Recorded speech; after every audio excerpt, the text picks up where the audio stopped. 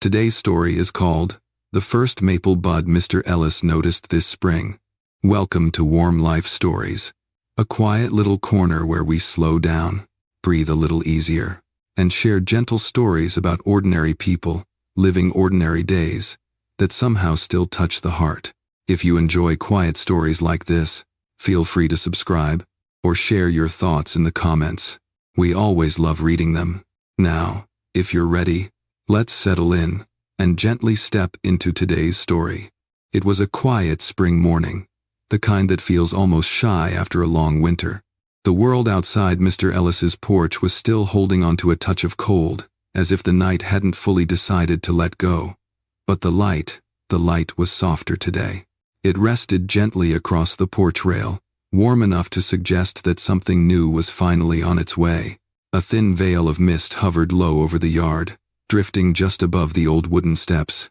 The boards, weathered by years of footsteps and slow afternoons, seemed to breathe under the pale glow of morning. Far off, a single bird offered a soft trill, tentative at first, like a question whispered to the day.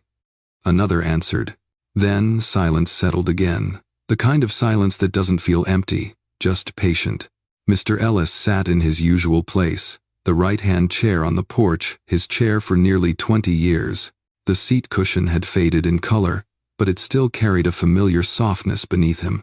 He held Maggie's old mug between both hands. The ceramic felt warm, the tiny crack near the handle resting exactly where his thumb always found it. He wasn't thinking about anything in particular. At his age, mornings often began with simply being there. Breathing, listening. He took a slow sip. The steam rose gently, disappearing into the cool air. For a moment, his eyes drifted across the yard the way they always did, past the mailman's path, past the rose bush he still tended for Maggie, past the little patch of earth where Toby the cat liked to nap in the afternoon sun. Nothing unusual, nothing different, just another slow morning in early spring. But there was a softness in the light today, a kind of invitation, almost, as if the season itself was leaning toward him with something to say. He felt it before he understood it, an almost imperceptible shift inside him, not a thought, more like a tug. He let the feeling settle. He didn't rush it. At 74, he had learned that mornings reveal themselves in their own time. A faint breeze moved through the yard, barely strong enough to stir the air. It carried the distant scent of damp earth, one of the first smells of spring. It brushed lightly across his sweater, then slipped past him, lifting a small corner of the newspaper on the porch table. The sound it made was soft, a tiny flutter, like a page turning itself. Mr. Ellis took another breath, deeper this time. The air felt different, new, even. And maybe he hadn't realized how much he'd missed that feeling, how long winter had lingered, how heavy the quiet had become. Toby nudged the porch door open with his head, stepping out with the slow confidence only an old cat possesses. He circled once, twice, then settled near Mr. Ellis's feet. The small warmth of the cat pressed gently against his shoe, grounding him. He looked out again, the mug still warm between his palms. Across the yard, the maple tree stood tall and still, its branches bare, its dark bark holding the last memories of winter. That maple had been part of his life for decades. Maggie used to call it the keeper of seasons, because you could always tell what time of year it was just by looking at it. She loved that tree. She watched it the way some people watch the sky, finding tiny changes others often missed. And every spring, she was the first to notice the buds. Mr. Ellis didn't think about that yet, not fully. It hovered on the edge of his mind like a memory waiting for a door to open. He rested his elbows softly on the arm of the chair, listening to the hush of the morning. Nothing urgent, nothing loud, just a gentle sense that something small, something very small was waiting to be seen. Before we step further into his morning, take a moment with him. Let the quiet sit beside you. Let the air slow.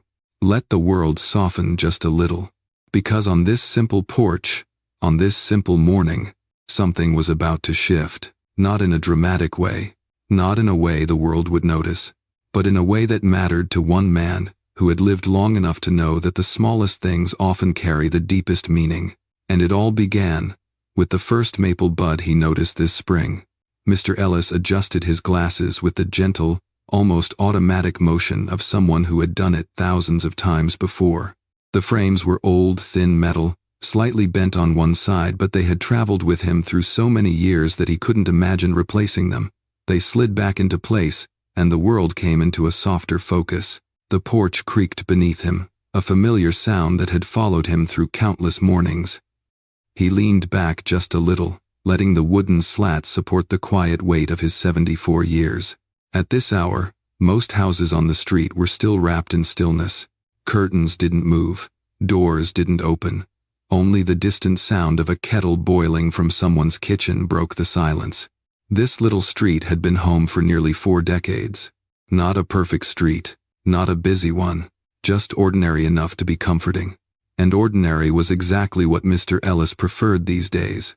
Across the yard, the maple tree stood, as it always had a constant presence through all the seasons of his life. Even in winter, when the branches were bare and the bark looked nearly black, the tree carried a quiet dignity.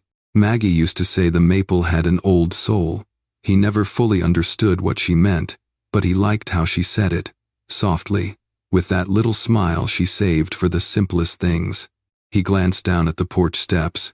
A small trail of paw prints dotted the thin layer of dew, Toby's undoubtedly.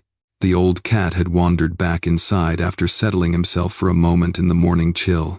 Toby was like that, appearing and disappearing without ceremony, but always nearby when it mattered. Mr. Ellis let his eyes drift toward the house next door. Mrs. Harper lived there, 72, cheerful, always ready with a warm greeting or a plate of something she'd baked. She often waved to him in the mornings.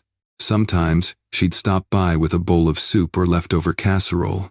She said it was just in case he didn't feel like cooking, though they both knew she simply enjoyed checking on him. He appreciated her kindness, though he rarely said so out loud, not because he didn't mean it, but because he had always been a man who expressed more with small gestures than big words. Then there was Tommy, the 10-year-old from 2 houses down, a burst of energy in sneakers too big for him, always carrying something, a ball, a drawing, a question. The boy had a way of brightening the edges of the day without even trying. He had taken to visiting Mr. Ellis often, asking about tools, birds, or why the porch steps creaked the way they did. Mr. Ellis never admitted it, but he waited for those visits. And of course, there was Mr. Clark, the mailman, a steady presence, predictable as sunrise.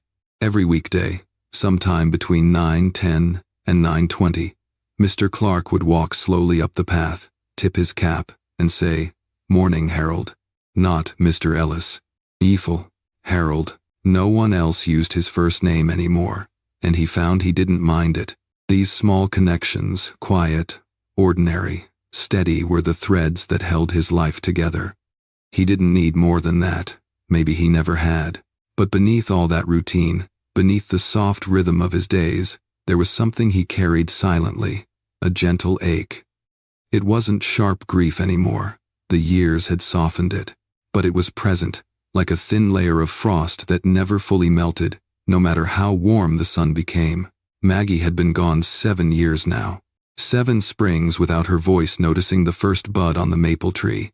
7 winters without her humming in the kitchen.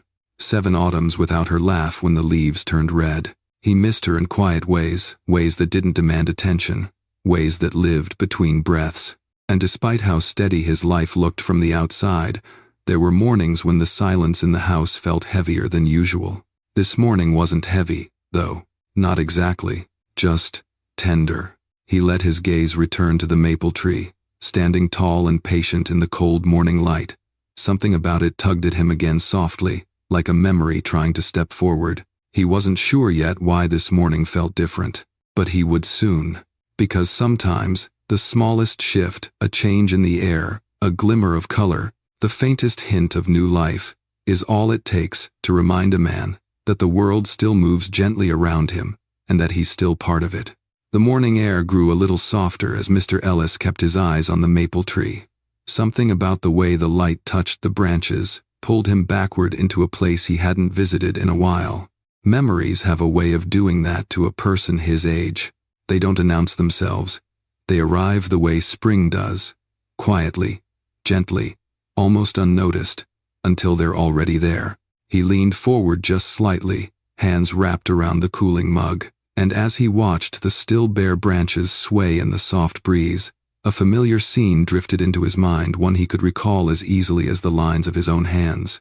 It was a morning much like this, many years ago. Maggie was standing near the same maple tree, her coat not fully buttoned, her hair still a little messy from sleep. She had rushed outside barefoot, laughing as she called out, "Harold, look, the first bud of the year." Her voice had carried across the yard with that light, musical quality he could still hear if he let himself remember long enough. She always noticed the small things before he did. He used to joke that the seasons reported to her first. He remembered stepping out behind her, grumbling gently about the cold ground and how she'd catch a chill. But she only smiled, a soft, mischievous smile, and pointed at the tiny green bud, no bigger than a tear. "Spring's here," she whispered. "Right here." He hadn't thought much of it then. It was just another morning in a long line of mornings. Ordinary, simple. But now it felt like a treasure he could only hold in memory. Another memory surfaced, as quietly as the first. A different spring. A softer one. Maggie had been sitting on the porch steps, holding a small wooden box in her lap. The wind was gentle that day, brushing her hair across her cheek. Inside the box were seed packets, each one labeled in her handwriting. She loved gardening, loved bringing color back to the yard after winter's gray weight. He could still picture her leaning over the flower beds, humming a tune he never quite learned but always recognized. He remembered the way she would stand afterward, brushing dirt from her palms, leaving faint smudges on her jeans. The maple tree would cast dappled shadows across her face, and she'd tilt her head up toward the branches as if thanking the tree for watching over her flowers. He didn't understand that small ritual of hers then, but he understood it now. Another layer slid into place, this one quieter, more tender. The last spring they had together. He hadn't known it would be their last. Life rarely tells you those things ahead of time. He remembered Maggie moving slower that year, her breaths shorter, her steps gentle but careful. Yet she still insisted on walking to the maple tree every morning, even when he told her she should rest. She'd place her hand on the trunk, close her eyes for a moment, and let the breeze move past her. He would stand a few feet behind, afraid to interrupt whatever she was feeling. One morning, she turned to him with a soft smile. "I hope you keep watching this tree, Harold," she said, "even when I can't." At the time, he simply nodded, not wanting to think about what she meant. But her words settled somewhere deep inside him, like a seed waiting for its season. He didn't remember every detail of her final spring. Not the dates, not the exact weather, not the small conversations, but he remembered the feeling of it, how the days seemed to stretch and soften, how the light felt gentler, how the world felt both fragile and full at the same time. The breeze shifted again, pulling him back into the present. The mist had lifted. The morning was clearer now. But the memories stayed layered like thin pages of an old book, each one worn from being touched so often. They didn't hurt the way they once did. Not in that sharp, unbearable way. No, now they returned more like familiar visitors, each carrying a quiet warmth. He exhaled slowly, letting the memories settle into his chest the way spring sunlight settles across old wood. He wasn't trying to hold on to them or push them away. He simply let them be. And for the first time in a long while, remembering didn't feel heavy. It felt gentle, almost as gentle as a small bud beginning to open after a long, quiet winter. The memories faded gently, like ripples smoothing out across a quiet pond, and Mr. Ellis found himself back on the porch, hands resting on the warm mug, shoulders slightly eased. The morning had brightened little by little while he reminisced, though he hadn't noticed the change until now. The mist had lifted entirely, leaving the yard washed in a soft gold that only early spring seemed able to create. He let out a slow breath and sank deeper into the porch chair. His eyes wandered first to the old gate, then to the bird bath, then to the patch of roses Maggie once tended so faithfully.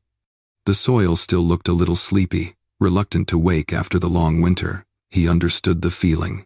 And then his gaze drifted back, naturally, inevitably, to the maple tree. He didn't intend to study it. It was just where his eyes always returned, the way one returns to a familiar thought without meaning to. But something tugged at him again, something light and persistent, the same quiet pull he had felt earlier. He shifted forward in his seat, squinting a little against the morning light. The branches were still mostly bare, thin and dark against the pale sky. They swayed as the breeze passed through them, graceful, unhurried. He watched them for a few seconds, expecting nothing. The tree had looked like this for weeks. Winter had its own rhythm, and spring never rushed it. But then, something caught his eye. A tiny speck of green, so small he might have missed it if the sunlight hadn't hit it just right. He blinked, leaning in without realizing it. The mug nearly slipped from his hands as he rose from the chair, not quickly, but with a kind of slow, careful movement that comes from years of treating joints with respect. Toby lifted his head from the porch doorway, watching him with half-curious, half-sleepy eyes. Mr. Ellis stepped down onto the grass, feeling the coolness seep gently through the soles of his slippers. He walked toward the tree with a soft steadiness, each step deliberate. Something in his chest tightened, not painfully, just with a kind of quiet anticipation he hadn't felt in a long time. When he reached the base of the maple, he tilted his chin upward. There it was, a single bud, new, tender, the palest green, just beginning to open at the edge of the branch, small enough to overlook, small enough that the rest of the world would walk past without noticing. But not him. He stood there, staring at it with a stillness that felt almost sacred. The breeze lifted the edges of his sweater, but he barely felt it. His heart softened first, at the sight itself, then at the memory that bloomed alongside it. Maggie would have been the first to see it. She always was. He didn't move for a long moment. He simply looked, and something warm pressed against the quiet places inside him, something gentle, steady, familiar, not sadness, not longing, just presence. He lifted his hand, stopping a few inches from the branch, close enough to feel the breath of the morning on his skin. He didn't touch the bud. He didn't want to. Some things weren't meant to be touched, they were meant to be witnessed. A faint smile shaped itself on his lips. Small, almost hidden, but real. He whispered, "You'd like this one, Maggie," though the words weren't meant for sound as much as for the space between him and the tree, between him and memory, between him and the life he still lived. The breeze moved again, brushing past his ear, rustling the branches just softly enough that the tiny bud trembled with it. The moment felt alive in a way he hadn't felt in months, maybe years. He stepped back a little, letting the sight settle into him, into his breath, into the quiet morning, into whatever part of him still believed in gentle beginnings. As he walked slowly back toward the porch, mug still warm in his hand, he felt something shift, subtle but present, like a small door opening somewhere within. Spring had arrived, and for the first time in a long time, he felt ready to notice it. As Mr. Ellis settled back into his porch chair, the warmth of the mug returned to his palms. The house behind him felt a little quieter than before, but not the heavy kind of quiet he sometimes carried. This was a gentler stillness, like the air right after someone whispers something meaningful. He rested his elbow on the arm of the chair and let his eyes drift once more toward the maple tree. The tiny bud he had seen moments earlier was barely visible from where he sat, no larger than a speck of color against the brown of the branch. Yet he felt its presence, as surely as if it were right beside him. It amazed him, in a quiet way, how something so small could shift the weight of an entire morning. He breathed in slowly, tasting the faint scent of damp earth. A thought moved through him, soft, unforced. Perhaps the bud hadn't appeared today. Perhaps it had been there yesterday, or the day before, waiting patiently. Maybe he simply hadn't noticed. That realization settled over him with a kind of gentle honesty. He had walked past the maple many times these past weeks, coming out to refill the bird bath, to check the mail, to bring Toby inside when the wind grew sharp in the evenings. And each time, he had looked toward the tree, but not into it. It was a difference so small he had never named it. But this morning, it felt important. He took another sip of tea, now only faintly warm. The taste was familiar, grounding. He let the mug rest against his knee, and looked toward the sky rising slowly above the rooftops. A thin line of sunlight filtered through the branches, catching on dust particles that drifted like tiny golden flecks. He remembered something Maggie used to say on mornings like this. Spring never arrives all at once, Harold. It shows up in whispers. She would tilt her head as she said it, as if listening for something only she could hear. A quiet smile formed on his lips. Whispers. Yes, that felt right. He looked again toward the maple bud barely visible, yet somehow the brightest part of his morning. And another thought rose, even softer than the last. Maybe the bud hadn't changed. Maybe he had. It had been a long winter, not just in weather, but in spirit. Some seasons took more from a man than others. He had felt himself slowing down these past months, settling into routines without really feeling them, drinking tea without tasting it, watching the yard without truly seeing it, listening to silence without letting it settle comfortably in his chest. But this morning, something small had opened. Not just on the branch, but inside him. He lowered his gaze to his hands. They looked older in the morning, light thinner, lined, softened by years of work and years of letting go. But they were steady, steadier than he expected. Holding the mug, he felt the warmth spreading, slow and patient. A breeze lifted again, brushing the porch rail and causing one of the wind chimes to give a single, gentle note. Just one. Just enough to stir the air. In that tiny sound, he felt something loosen a quiet ache he hadn't realized he was still carrying. He leaned back, letting the porch chair cradle him. The world around him looked the same. The old gate, the rose bush waiting for warmer days, the familiar stretch of neighborhood street still half asleep. But the morning itself, it felt different. He thought about Maggie, how she would notice things before anyone else, how she always found the beginning of spring tucked inside the smallest moments, how she believed that new beginnings were less like doors swinging open and more like soft edges forming around the heart. And for the first time, he wondered if maybe she had been trying to teach him something he hadn't fully understood until now. His eyes drifted back to the bud one more time. There it was, fragile, determined, quietly alive. Something inside him whispered, "It's enough. This is enough for today." He didn't need a big change. He didn't need answers. He didn't need to fill the quiet. Sometimes, the softest shift is the one that stays. Sometimes, noticing one small thing can remind a person that the world is still offering moments of grace, even after long winters. He let that thought settle, warm and steady. He didn't chase it. He didn't try to understand it. He simply allowed it to be true. Across the porch, the morning sunlight slid further across the boards, slow and certain like a promise unfolding in its own time. For a long moment, Mr. Ellis simply sat still, hands folded around the now lukewarm mug, gaze drifting to the maple tree, breath steady and unhurried. The quiet of the morning felt different now. Not empty, not heavy, just fuller. As if the air itself was holding something gently for him. He let his shoulders soften. A long, slow breath left him. The kind that carries more than just air with it. The kind that releases something older, quieter, and deeper. He didn't plan to stand again. He wasn't thinking of doing anything at all. But something inside him, something small and steady, nudged him from within. He placed the mug carefully on the porch railing and rose from the chair once more. This time, he didn't mind the stiffness in his knees. He didn't mind the cold that lived in early spring mornings. He simply followed the quiet pull that guided him toward the yard. The grass bent softly under his slippers as he made his way back to the maple tree. A single shaft of light slipped between the branches, resting across the ground like a gentle path. He stepped into it, letting the warmth gather on his sweater. He stopped beneath the tree again, close enough to see the tiny bud clearly, close enough to feel something open inside him. He lifted his hand not to touch the bud or the tree, but to rest his palm lightly against the rough bark.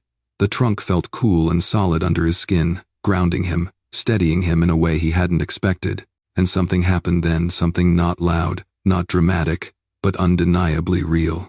A warmth, quiet, almost shy, rose in his chest. Not the sharp rush of sudden emotion, not a burst of sadness or joy. A gentler warmth, the kind that comes from remembering something you thought you had lost, only to realize it never truly left. He closed his eyes. In the soft darkness behind his eyelids, he saw Maggie as she was, in those early spring mornings, standing barefoot in the yard, laughing at the cold, brushing her hair back with the back of her hand, pointing excitedly at a bud, just like this one. He didn't try to call the memory closer. He didn't try to push it away. He simply let it be. And it stayed warm, steady, familiar, like a visitor sitting beside him on a quiet afternoon. His thumb moved slowly against the bark. A simple motion. A grounding one. When he opened his eyes again, the bud was still there, small, fragile, hopeful. Something in him loosened. Something long held. Something he'd kept tucked away through winters far colder than this one. He whispered not to the tree, not to the wind, not even to Maggie, really. More to himself. It's okay. End quote. 2 simple words, but they carried the weight of 7 years of learning how to live in a world where her voice didn't greet the mornings anymore. A breeze rose, soft and warm, brushing his cheek. It lifted the ends of his hair and rustled the maple branches just enough to make the tiny bud tremble lightly. The movement felt like a small answer, an echo, perhaps not from any place outside him, but from within. He stepped back slightly and let the breeze pass through. For the first time in a long while, the air felt gentle on his skin. He noticed, really noticed, how the sunlight played across the bark, how the shadows stretched in thin lines across the ground, how the bud seemed to glow in the new day's light. A feeling washed through him. Not dramatic, not overwhelming. A quiet warmth. A soft, steady fullness. He realized then that healing doesn't always come in the form of big moments or big changes. Sometimes, it's just a single breath that feels a little easier than the last, a memory that returns without hurting, a morning that feels lighter for reasons you can't quite name. He ran his fingers gently along the bark one more time, then lowered his hand. And as he turned back toward the porch, he felt something unmistakable. He wasn't walking away from the past. He was walking with it, softly, peacefully, like 2 seasons touching for a brief, beautiful moment. As Mr. Ellis stepped back onto the porch, he felt a subtle ease in his movement, as if something within him had shifted just enough to make walking a little lighter, a little less burdened. He picked up his mug from the porch railing and noticed how his hands felt steadier around it. The warmth had mostly faded from the tea, but somehow that didn't matter. Warmth was living elsewhere now, somewhere quieter, somewhere inside. He settled back into his chair, letting the wooden slats hold him the way they always had. But the chair felt different today, not newer, not softer, just more familiar, as if he were returning to a place he had been absent from for a while without realizing it. Toby wandered out onto the porch again, stretching his back in that lazy, unbothered way only old cats can manage. He circled around Mr. Ellis's legs, before finally settling beside the chair, pressing his body lightly against Mr. Ellis's slipper. That small weight, warm and steady, brought a tiny smile to his lips. He reached down and gave Toby a slow stroke along the back, feeling the rise and fall of the cat's breath beneath his hand. "There you are," he murmured, his voice soft. Toby purred in response, quiet but constant, like a little engine humming gently through the morning stillness. Across the yard, sunlight spilled more confidently now, filling the corners of the porch with soft gold. The day was waking up. The street remained mostly quiet, but a few hints of life began to stir. The faint beep of a truck backing somewhere in the distance, the clatter of a garbage bin being moved, a dog barking once before falling silent again. Mr. Ellis watched the world unfold with a calm curiosity he hadn't felt in months. It wasn't excitement, it wasn't energy, it was something gentler than both, a sense of being awake to the day, rather than simply passing through it. He sipped what remained of his tea. It had cooled, but the familiar flavor grounded him. For the first time in a while, he tasted it fully, its subtle bitterness, its warmth that lingered even without heat. A familiar voice called from across the fence. "Morning, Harold."